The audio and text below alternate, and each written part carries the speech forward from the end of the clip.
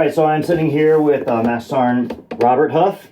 Yeah, Sergeant Robert Hough. He came through the G3 today to do some ammo stuff. Sergeant Hough, tell us a little bit about how you got into the Army, the Maryland National Guard. So I was actually, it's a funny story. I was looking for hunting equipment, for hunting clothing. So in 1991, late 91, Right. September, I was going to Essex Community College, looking for something to do, and ran into a recruiter there. And, his name was Ray Catino. And at the time, my brother had already been in the Guard for probably 3 or 4 years. So, but he didn't really talk to me about the Guard that much. So ran into Ray. He started talking to me in the parking lot at Essex at a lacrosse game. And then a month later or two, I went to see him with like 5 other buddies. And I said, hey, we want to join together. Oh, okay. All right. We want to go to basic together, AIT together, and come back to the 175. Had a brand new Dragon section at the time. Man, we wanted to fill.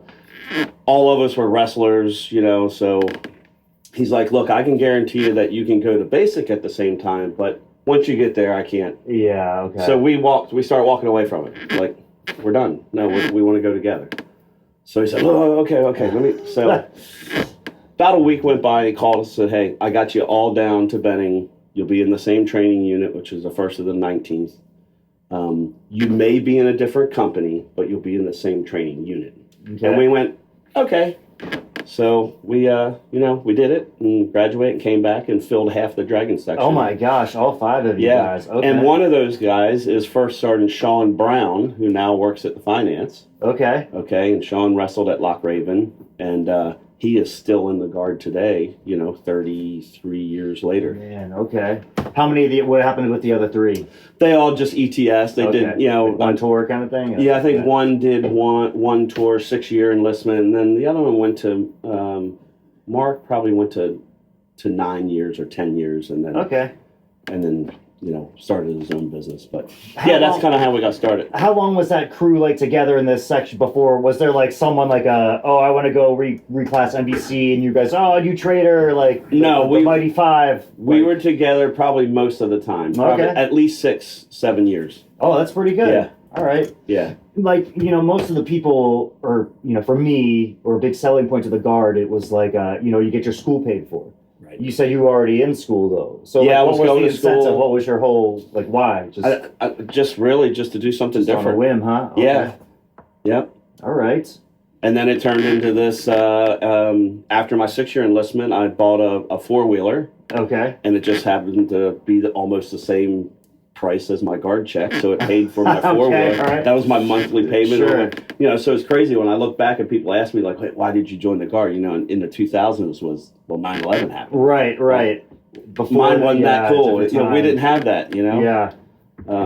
Although Desert Storm was going off. Sure, yeah. When I was at basic training, we were trying to get fast track to go.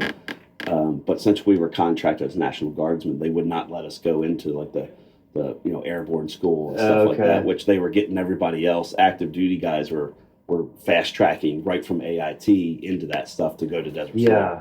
But we had to come back to Maryland. Can you talk a little bit about the pre 9/11 Guard and the post 9? I feel like they're almost it's night and day. Totally different. Yeah. Night and day. When pre 9/11, we took a bottle of blackberry brandy. Right. That was part of your kit. Right. Yeah. That was in your inspectable item that you had on drill weekend. Yeah. And it's not to say that we got drunk every weekend, but it was just one of those things, after a hard training day. Sure. Which is also a big difference nowadays too. I mean, we'd come in at 5 o'clock on Friday night and go nonstop. Until Sunday afternoon. So those days aren't like that anymore. But yeah, that's interesting observation. From both, right? I guess the approach towards alcohol is different, but I think there's a different disposition. Camaraderie. It was look. I went to training meetings on Tuesday nights. We had them twice a month, and I was a PFC going to the training meetings. Yeah, you don't see that now.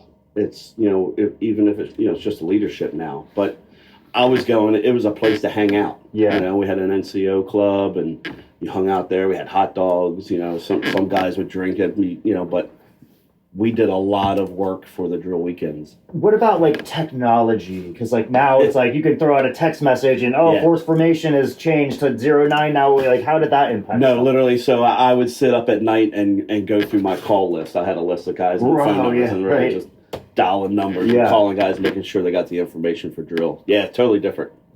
Were you guys typewriters? Were you using typewriters? Or did you have computers? So we did all our NCOERs were on typewriters. Oh, the old carbon paper? Yeah. Oh man. Yeah. Okay. Yeah, and then we at least graduated up to the ones that had the correction tape in it. So that we could. Yeah. All right.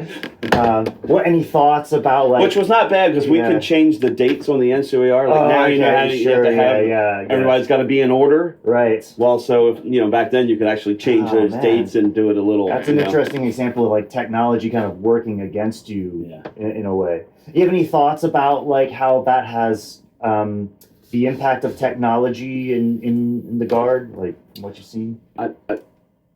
It's made a smarter soldier, but it's also made a more dependent. We have to put more time in these soldiers now. And with that technology, they're able to, if they don't get the answer they want from you, they can jump right around you and find a way, say, hey, well, I found this, back then, you used to be able to say, well, it's because I said so. Right, Don't do this because that's what we do. Yeah, it doesn't apply anymore, right? Yeah. So, what's your current position in the Guard? So I'm the operations sergeant for the 581st in Hagerstown. Okay, and what's kind of does that entail? So mainly we oversee the two medical companies right now, the 224th and the 104th MCASs. We do all their orders and payroll and And you don't have a medical background though, right? I do not. And so how does that? I do not. How has that been? How do you navigate that? That's been great because I have 33 years in the Guard, so infantry and then engineer and then having a medical is kind of giving me a fresh start with something new. So last year the 104th went out the door, so I really dove down into the details of what an MCAS is and their capabilities. So it's been really fun. Yeah, we can get stale, I think, in our careers, and then you're exposed to something that's unfamiliar, and then it can be frustrating, but it can be fun because you're learning again. Oh yeah. And so did you? I had an interview the other day with someone who said a piece of advice was ask lots of questions. Do you have a problem with that? Do you where does ego come in, or is it... No, I think I've done with my age. Look, I'm 52. So relating to the younger. So I was a first sergeant when I deployed with the 244th, and I realized quickly that you have to inject yourself into the new soldier's business. You know what I mean? So I played basketball with them. I did the Jenga with them. I would try to get myself involved in what they were doing, and that helps you relate to them. Yeah, I think that's important. And I had a sergeant major in the infantry that during drill weekends literally would talk to as many soldiers as he could. And I believe by the probably by the third year, he knew everyone in the battalion by name. And I've kind of taken that a little bit. So in the deployment, I really take time to talk to soldiers, and if you ask any of them, they'll tell you that I was always involved in what they were doing. It's interesting. There's I've heard you kind of become the five most a hybrid of the five most influential people from your career. It seems like this person was like one of those. Absolutely. Yeah. And I didn't like him at first. Oh, it's funny how that works, right? Yeah. And then as you get a little bit older, you're like, oh wow, he was doing it right. Yeah. You know what I mean? You live in Pennsylvania, right? I live right on the Maryland line. Okay, I can throw a baseball in the PA. So I'm in the Hereford zone. And you do chickens, and you have We used to. Oh no, the chickens are gone. Now when the girls were younger, we were playing around with that, but then we end up taking care of them. My wife and I, and then my wife finally. It's like we've had enough of this. So this wasn't like a homesteading thing. Was this like no? It was just it actually started. I saw a chicken coop I was looking for some small projects for the engineers to build, like picnic tables, okay. sheds. All right. And people were starting to build these small chicken coops that you could move around the yard. Okay. Right, it's a little self-contained. The nesting boxes were up top, and then they could get down to the bottom into the grass. Right. So I found a design that I liked, and we built one on the drill floor. Nathan Schaefer, Sergeant Schaefer, was my admin guy at the time, and became the training guy. So construction. Both of us construction backgrounds. We built one, and then we it was cookie cutter after that. We built probably 5 or 6 of them. We gave a few of them away to the community. Huh. Oh, cool. And I took one home. The first one I took home. Mm-hmm. And then, I was like, where am I? When I was kids, I never really thought about where we got chickens. Like, we just had chickens. Right. But so then I start going, okay, where do you get chickens nowadays? So, Tractor Supply has them at certain times of the year. Oh, okay. But I found a website, My Pet Chicken, that you could actually go and select the chicken. They had pictures of the chicken. Like a little bio about the everything. chicken. Like, like the weather they like. You know what I mean? Okay. So I thought it was neat that they send them to you in the mail. So the chicks come in the mail. So I'm like, this is cool. I got to try this. So that's how we started. So how long does the chicken take to get? It was like 3 days. That's 3 it. days? Yeah, they tell you, like, do days? not take your kids to the post office to pick the chickens up because It might be some of them dead will or be something. dead. Yeah. So okay. So that didn't happen to us. We had a great experience. And I mean, does it come with an like what happens if the chicken's dead they send you another. They send you a new chicken? Yeah. Full live chicken guaranteed. Yep. I respect that. Yeah, it was All cool. right. Yeah. Okay, and you like. So we had 12. Okay. Six Rhode Island Reds, and then 6 White Leghorns. How many of the 12 did you have to call them on their live chicken pot? All 100%, huh? All live. All right. All made it to all laid eggs. All 3 days and, in the mail they survived. And then that was it. It was cool. All right. So that's how that started. That was pretty All right. You're a wrestler as well? Yeah, wrestling. Yeah. I coach wrestling at Hereford High School. Been there 28 years now. Okay. What about your own? Did you wrestle in high school, or did you get into it just as a coach? No, I wrestled in high school. Started out in '81. I was 7 or 8 years old at the time. Oh, geez, young. Started in a rec program, came through Hereford, and then wrestled at the high school, and then right after basic and AIT and all that, maybe a couple years after that, I came back and started coaching at the high school level. Okay. Been there ever since. But I was a first 4-time Baltimore County champion ever since. Oh, nice. I think the tournament started in '65, so I won it 87, 88, 89, and 90, and then have made it to 2 state finals, lost in the finals twice, and then won 3 regional championships. But first wrestler in Hereford High School to make it to 100 wins. Oh, awesome! Which is pretty cool. But back in the '60s and '70s, they only wrestled maybe 20 matches a year. Oh, so was that like a bigger deal back then because you had less matches? Yeah. So there's these days we probably get 40 matches a year. So oh wow, a lot easier to get to 100 now. Yeah. Highest percentage takedown.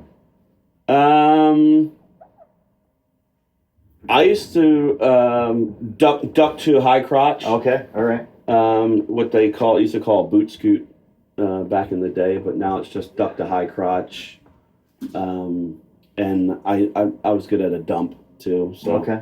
Yeah, from the tie, dump, single leg dump. If you had to give your either your younger self or just like a new person coming into the guard, like career advice or life advice, what would that be? It's easy. Move around in the guard. Do not stay in one position. I stayed in the infantry probably for 10 years too long. I finally found a good sergeant major friend that worked at the 70th Regiment. I came there to instruct, and he's like, you need to move around the guard. To move up in the guard and gain rank, you need to move around. Okay. And I wish I would have met him 10 years earlier. Oh, jeez, yeah. But better late than never. I have guess. no complaints of being in the guard. Yeah. Other than the Miss Father's days and the being out in the nasty weather and all this. But I've had fun in my career and in 19 got to deploy as a first sergeant, which I think is the ultimate. Sure. Yeah. Into a combat zone with engineers doing our jobs, really a way to end my career. Yeah, that's great. That's Because a at that dream. point, I didn't even think I was going to get a deployment. I tried to volunteer for several deployments before, but couldn't really get on one. Yeah. Even transferred to North Carolina Guard to try to get to. Oh, wow, I didn't know that. Yeah, in 2007, I went to teach down at Fort Bragg at their. The WTU thing? No, Or- they had a schoolhouse just like we did. Okay. RTI. Okay. And I taught A knock, B knock, and call for fire. Oh, man, okay.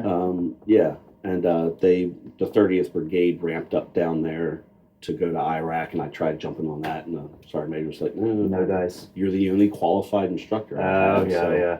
And then shortly after that, 2 years, I stayed down there 2 years, and I transferred back to Maryland. That's when I went from the infantry and switched over to the engineers. Gotcha. Well, great advice. Sergeant Hough, thank you very much for your time. Yep. All right. Thank you.